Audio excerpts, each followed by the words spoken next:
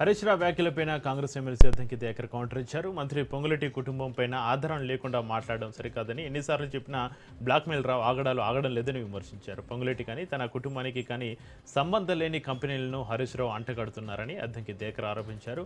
Shilpa Infotech, AQ and AM builders, crystal మ్యానాక్షన్ తోటి పొంగులేటికి ఎలాంటి సంబంధం లేదని అన్నారు. బీఆర్ఎస్ హయాంలో ఏ కంపెనీలకు భూములు ఇచ్చారో హరీష్ రావుకి బాగా తెలుసని, తన అస్తిత్వం కోసమే ప్రభుత్వంపైన బీఆర్ఎస్ నాయకులు విమర్శలు చేస్తున్నారని అద్దంకి దయాకర్ తెలిపారు. వరి కొనుగోళ్లపైన కేంద్రానికి మంత్రి ఉత్తమ్ కుమార్ రెడ్డి అత్యవసర లేఖ రాశారు. అధిక ఉత్పత్తి, తక్కువ కేటాయింపులతోటి తెలంగాణకు ఇబ్బందులు ఎదురవుతున్నాయని లేఖ ద్వారా తెలిపారు. గత వార్షిక ఏడాదిలో రబీ కోసం 5 లక్షల మెట్రిక్ టన్నుల బెల్ రైస్ టార్గెటరీ అలోకేషన్ కోరినట్లుగా మంత్రి తెలిపారు. ఎఫ్సీఐ రా రైస్ టార్గెట్ తగ్గించి బయల్ రైస్ పెంచాలని విజ్ఞప్తి చేశారు. పెండింగ్లో ఉన్న 8.45 లక్షల మెట్రిక్ టన్నుల బియ్యం సరఫరా ఇంకా పెండింగ్లో ఉందని, ఇప్పటికే గడువు ముగిసినా 60 రోజుల గడువు పెంచాలని కేంద్రాన్ని కోరారు. ఖరీఫ్ స్టాక్ వెరిఫికేషన్ కారణంగా మరింత సమయం అవసరమని, కేంద్ర పాలసీలతోటి రాష్ట్రంపైన నిల్వల భారాలు పెరుగుతున్నాయని మంత్రి ఉత్తమ్ కుమార్ రెడ్డి ఆందోళన వ్యక్తం చేశారు. రాష్ట్రంలో రైతులు పండించిన పంటలు కొనుగోలు చేయడంలో రాష్ట్ర ప్రభుత్వం విఫలమైందని బీఆర్ఎస్ నేత కృష్ణార్జునరావు విమర్శించారు. ఖమ్మం జిల్లా వేరే నియోజకవర్గ కేంద్రంలో మొక్కజొన్న, వరి ధాన్యం కొనుగోలు కేంద్రాలు ప్రారంభించాలని తహసీల్దార్ కార్యాలయం ముందు బీఆర్ఎస్ నేతలు నిరసన చేపట్టారు. మొక్కజొన్న పంటలు చేతికొచ్చిన రాష్ట్ర ప్రభుత్వం కొనుగోలు కేంద్రాలు ఏర్పాటు చేయకపోవడం వలన తీవ్రంగా నష్టపోతున్నారని కృష్ణార్జునరావు అన్నారు. దళారీ వ్యాపారులు తక్కువ ధరలకు కొనుగోలు చేసి రైతులకు తీవ్ర నష్టం కలిగిస్తున్నారని ఆరోపించారు. ప్రభుత్వం వెంటనే ధాన్యం, మొక్కజొన్న కొనుగోలు కేంద్రాలు ఏర్పాటు చేసి రైతులను ఆదుకోవాలని డిమాండ్ చేశారు. అన్ని వర్గాల అభివృద్ధి రాష్ట్ర అభివృద్ధి అని మంత్రి పొన్నం ప్రభాకర్ అన్నారు. అర్హులైన ప్రతి ఒక్కరికి కూడా సంక్షేమ పథకాలు అందిస్తామని, దివ్యాంగులు, వృద్ధులు, ట్రాన్స్జెండర్ల సంక్షేమానికి ప్రభుత్వం కట్టుబడి ఉందని తెలిపారు. హైదరాబాద్ కలెక్టరేట్లో సమత కిచెన్ను ప్రారంభించిన మంత్రి పొన్నం నిర్మా సంస్థ సేవలను అభినందించారు. సమత కిచెన్లో ట్రాన్స్జెండర్లు, దివ్యాంగులకు ఉపాధి ఉంటుందని, ఆర్థిక కార్యకలాపాల్లో భాగస్వాములు కావాలని పిలుపునిచ్చారు. సీఎం రేవంత్ రెడ్డి ఆలోచనలతోటి సంక్షేమానికి ప్రాధాన్యత ఇస్తున్నామని మంత్రి పొన్నం ప్రభాకర్ తెలిపారు. సికింద్రాబాద్లో చైన్ స్నాచింగ్లకు పాల్పడుతున్న రిటైర్డ్ ఆర్మీ అధికారిని రైల్వే పోలీసులు అరెస్టు చేశారు. 5 తులాల బంగారు ఆభరణాలను స్వాధీనం చేసుకున్నారు. భారత ఆర్మీలో 30 ఏళ్లు సేవలందించిన శ్రీనివాసరెడ్డి ప్రస్తుతం ప్రైవేటు సెక్యూరిటీ ఏజెన్సీలో ఫీల్డ్ ఆఫీసర్గా విధులు నిర్వహిస్తున్నారు. షేర్ మార్కెట్, ఆన్లైన్ బెట్టింగ్లో డబ్బులు పోగొట్టుకుని తన ద్రవ అలవాట్లు, కుటుంబ అవసరాలు తీర్చడం కోసం చర్యలకు పాల్పడుతున్నట్లుగా పోలీసులు గుర్తించారు. మంచిర్యాల జిల్లా చెన్నూరు మండలంలోని ఎర్రగుంటపల్లి గ్రామంలో ప్రభుత్వ ప్రాథమిక పాఠశాలకు స్థానికులు తాళం వేసిన ఘటన కలకలం రేపింది.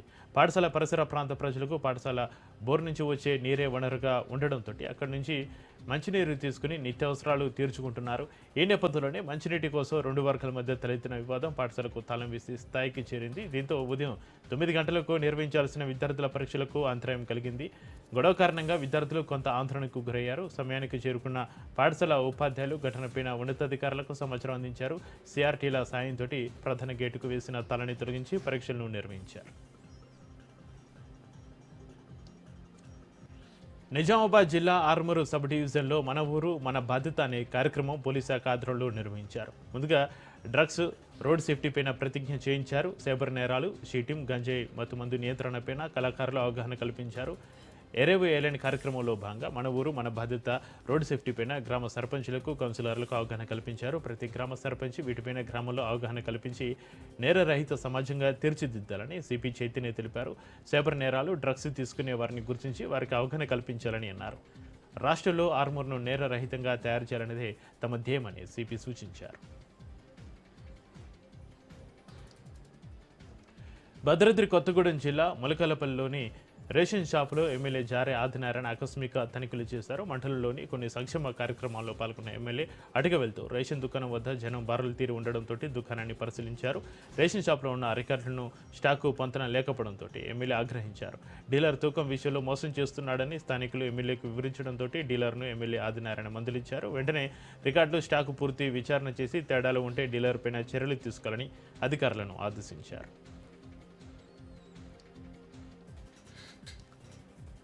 మంచిర్యాల జిల్లా జన్నారం మండలం బాదంపల్లిలో డిఎస్ఓ ఆశీసి సింగ్కు నిరసన సగ తగిలింది. గోదావరిని పరిశీలించేందుకు వచ్చిన డిఎస్ఓను గ్రామస్తులు అడ్డుకుని నిరసన తెలిపారు. బాదంపల్లి, చింతలపల్లి, లింగయ్యపల్లి గ్రామస్తులు తమ ఇంటి అవసరాలకు స్థానికంగా ఉన్న గోదావరి నుంచి ఇసుక తరలింపుకు అవకాశం ఇవ్వాలని డిమాండ్ చేశారు. నల్గొండ జిల్లా చిట్యాల మండలం పిట్టంపల్లి శివారులోని నోషు ఫార్మా ల్యాబ్లో అగ్ని ప్రమాదం చోటు చేసుకుంది. బ్లాక్ 2లో రియాక్టర్ వద్ద ప్రమాదవశాత్తు మంటలు చెలరేగాయి. ఈ ప్రమాదంలో తీవ్రంగా గాయపడ్డ ఇద్దరు కార్మికులను హుటాహుటిన చోటుపల్లి హాస్పిటల్కి తరలించారు. సంఘటన స్థలానికి చేరుకున్న పోలీసులు దర్యాప్తు చేపట్టారు. గాయపడ్డ వారి పూర్తి వివరాలు ఇంకా తెలియాల్సి ఉంది. భూభారతి పోర్టర్లో మార్పులు చేసేందుకు రైతు నుంచి లంచం డిమాండ్ చేసిన ఏసీబీ అధికారులకు చిక్కారు. పెద్దపల్లి జిల్లా అంతర్గాం తహసీల్దార్ కార్యాలయంలో రెవెన్యూ ఇన్స్పెక్టర్గా పనిచేస్తున్న శ్రీమాన్ రైతు వెంకటస్వామి నుంచి 10,000 లంచం డిమాండ్ చేశాడు. బాధితుడి ఫిర్యాదుతోటి ఏసీబీ అధికారులు రెడీ హ్యాండెడ్గా పట్టుకున్నారు. లంచం తీసుకున్న పైన భూభారతి చట్టం కింద కేసు నమోదు చేసినట్టుగా ఏసీబీ ఇన్స్పెక్టర్ తిరుపతి తెలిపారు. తిరుపతిలో మాదక ద్రవ్యాల నిషేధంపైన ప్రజలకు సినీ నటి శ్రీలీల అవగాహన కల్పించారు. డ్రగ్స్ నియంత్రణపైన ఏర్పాటు చేసిన ప్లకార్డులను ఆమె ఆవిష్కరించారు. వ్యాపార దృక్పథంతోనే కాకుండా సామాజిక స్పృహతోటి నటి శ్రీలీల చేసిన ప్రచారం అందరినీ ఎంతగానో ఆకట్టుకుంది. యువత మాదక ద్రవ్యాలు, మత్తు పదార్థాలకు దూరంగా ఉండాలని, సమాజంలో బాధ్యతాయుతంగా ఉంటూ మంచి పౌరులుగా జీవించాలని సూచించారు.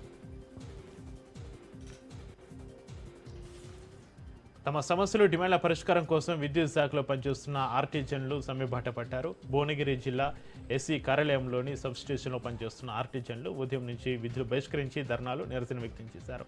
విద్యార్హత ఆధారంగా ఉద్యోగుల కన్వర్షన్, పిఎస్సీ రేటు కార్మికులకు జీవో నెంబర్ 11 ప్రకారం వేతనాలు చెల్లించాలని డిమాండ్ చేశారు.